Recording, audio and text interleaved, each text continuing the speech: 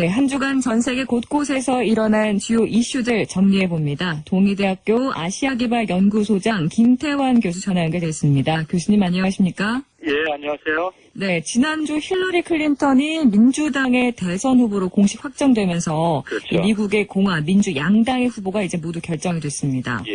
11월 8일 대통령 선거를 두고 이제 공화당 트럼프 후보와 민주당 힐러리 후보의 사활을 건 선거전이 이제 시작됐는데 앞으로 좀 관전 포인트 어떤 것들이 있을까요? 예, 이제 3개월여의 실질적인 양당 간의 선거전이 본격화될 건데요. 네. 이제까지는 각 당의 후보가 되기 위해서 당 내의 경쟁이었다면 이제는 미국의 대통령이 되기 위해서 전체 미국인을 대상으로 한 경쟁이 되는 겁니다. 이 얘기는 양당을 지지하는 고정 지지표보다는 당에 대한 충성도가 상대적으로 낮은 중도 성향의 유권자들의 표를 의식한 경쟁이 될 거라는 거거든요.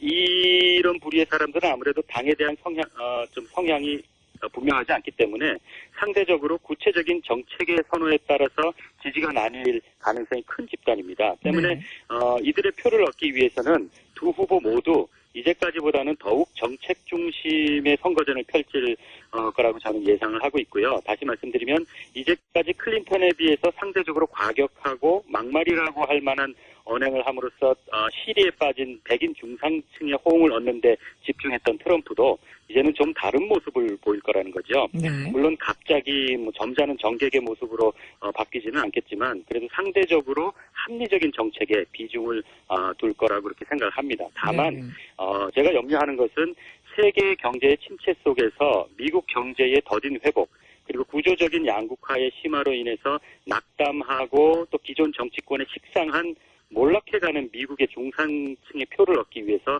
트럼프든지 클린턴이든지 정도의 차이는 있지만 경제적으로는 강력한 보호무역적인 그런 공약과 정책들을 강조할 가능성이 매우 큰 겁니다. 네. 그래서 어느 쪽이 승리하든 한국에게는 대미 무역에서 아무래도 좀 도전이 될 것 같은 그런 생각을 해봅니다. 네.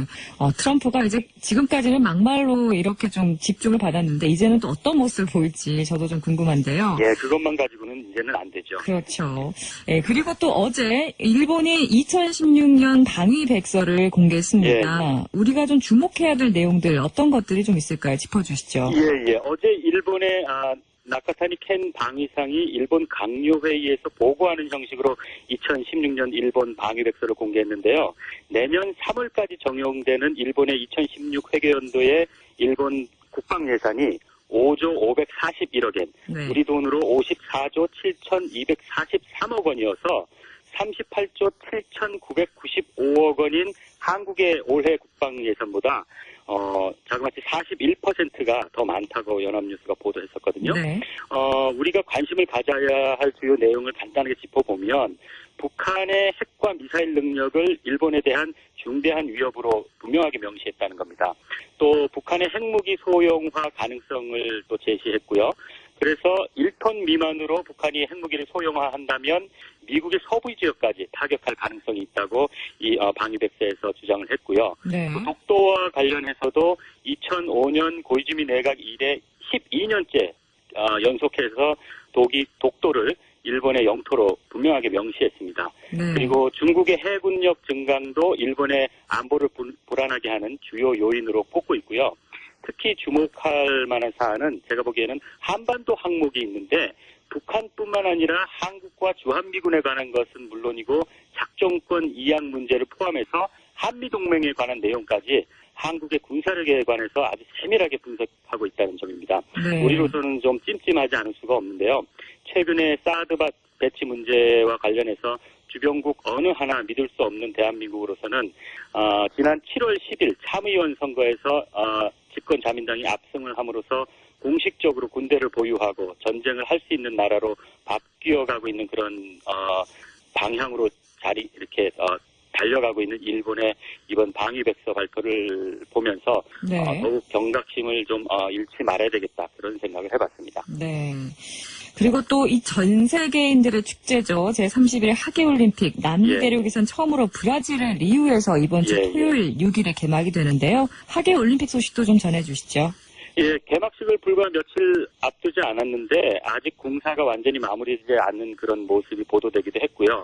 또 시설 미비, 불안한 치안, 그리고 뭐 지카 바이러스에 이르는 공포까지 염려스러운 면이 없진 않지만 그래도 4년마다 열리는 지구촌의 최대 스포츠 행사로서 기록적인 폭염 속에서도 우리 한국 사람뿐만이 아니라 전 세계인들이 학수고대하고 있는 게 분명합니다. 네. 그래서 다른 내용들은 뭐 차차 기회가 있을 것 같고요. 오늘은 북한에 관련해서 잠시 말씀을 드리려고 하는데요. 7월 28일에 북한 선수단이 브라질에 입국했다는 보도가 있었는데 북한은 2012년 런던 올림픽 때 역도에서 3개, 유도에서 1개, 그래서 금메달 4개, 동메달 2개로 20위를 했었었고요. 네. 브라질은 비교적 최근인 2001년 3월에 북한과 수교를 했습니다. 그래서 그동안 평양에 대사관을 개설한 국가는 미주에서는 쿠바가 유일했었는데 2009년 7월에 쿠바에 이어서 두 번째로 미주에서는 평양에 대사관을 개설했습니다. 브라질이. 네. 그리고 지난 7월 30일에 리우 올림픽 개소식에 참석하기 위해서 황병서 군 총정치국장과 서열 2위를 다투던 최룡해 당 정치국 상무위원이 평양을 출발해서 브라질로 향했다고 일본 교도통신이 보도했었거든요. 근데 최룡해는 황병서 군 총정치국장과 함께 작년 12월 29일 사망한 김양건 노동당 비서와 함께 2014년 인천 아시안게임 폐막식 때 깜짝 방문했던 참석했던 김정은의 최측근입니다. 네. 아무래도 이런 최측근인 최룡해가 개막식 올림픽에 참석하도록 한 것은 북한의 체육을 총관장하는 국가체육지도위원회 위원장이기도 하지만 북핵과 미사일 문제로 고립무원에 있는 북한이 최근의 경제 제재 국면을 타개하기 위한 한 방편이 아닐까 그렇게 생각을 해보고요. 네. 제재로 어려운 상황이지만 그래도 우리는 누가 뭐래도 국제사회에서 주요 행사에 핵 보유국으로서 의연하게 참가할 수 있는 여유가 있는 것을 보여주고자 하는 그런 의도가 있지 않겠는가 그렇게 또 생각을 해봅니다. 네, 또 북한 말씀해 주셨는데 이렇게 올림픽에 참여하다 보면 우리 선수들과 북한 선수들이 좀 자연스러운 만남도 이루어질 거라고 그럼요. 기대가 되는데 좀 올림픽을 통해서 이렇게 남북 선수들이 좀 자연스러운 만남으로 감동을 주지 않을까 이런 기대도 하게 되는데 좀 어떻습니까? 물론이죠. 요즘처럼 남북이 경색돼 있을 때는 체육, 예술, 민간을 통한 자연스러운 만남이 윤활유가 되는 좋은 계기가 될 수 있거든요. 네. 그래서 정치와 이해관계를 떠나서 인류의 축전인 리우 올림픽 무대에서 남북한 선수들과 관계자들이 좋은 만남과 기억들을 많이 만들기를 함께 소망해 봅니다. 네, 그렇습니다.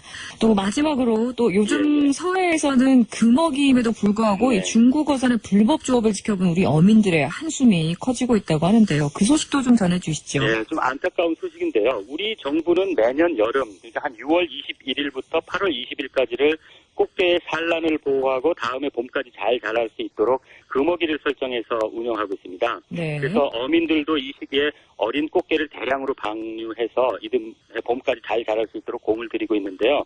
근데 최근에 연평도를 비롯한 서해 NLL 지역에 이 금어기임에도 불구하고 중국의 어선들이 수십 척씩 떼지어서 불법 조업을 하고 있어서 해경이 단속에 애를 먹는다는 그런 보도가 있었거든요. 네. 물론 중국 정부도 비슷한 시기에 금어기를 시행하고는 있지만 아무래도 한국 정부만큼 강력하게 단속을 하고 있지는 못하는 것 같고요.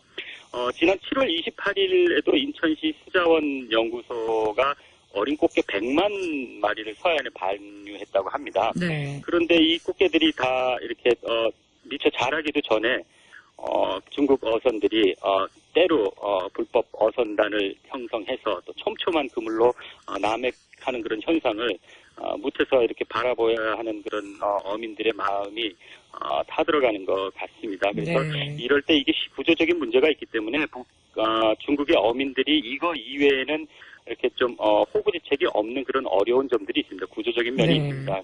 그렇지만 그럼에도 불구하고 중국과의 유관 관계자들이 지속적인 대화와 대책을 이렇게 좀 끊임없이 강구해서 해결책을 강구해야 되겠다고 생각하거든요. 아무래도 네. 양국 어민들이 공동의 바다를 터전으로 하는 만큼 금어기도 한중간에 좀 기간을 일치시킬 수 있는 그런 노력도 필요하겠고요.